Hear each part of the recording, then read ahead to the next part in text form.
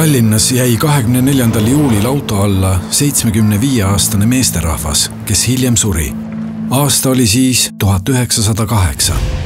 Täna, üle 100 aasta hiljem, on selline uudis keskmiselt iga 5 päeva tagant.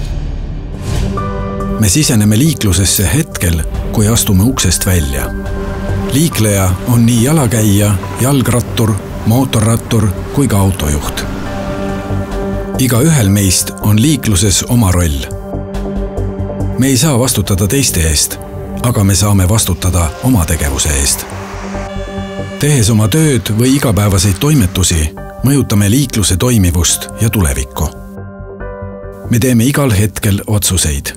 Iga otsus on kas õige või vale. Iga liiklusohver on kellegi ema, isa, poeg, tütar, elukaaslane. Kui järgmine ohver oleks sinu pereliige, kas sinu otsused oleksid samad? Me ei räägi ainult joobes mõrvaritest.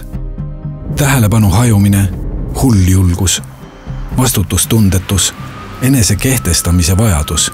Need kõik mõjutavad ohutut liiklemist. Iga liiklussurm on ärahoitav.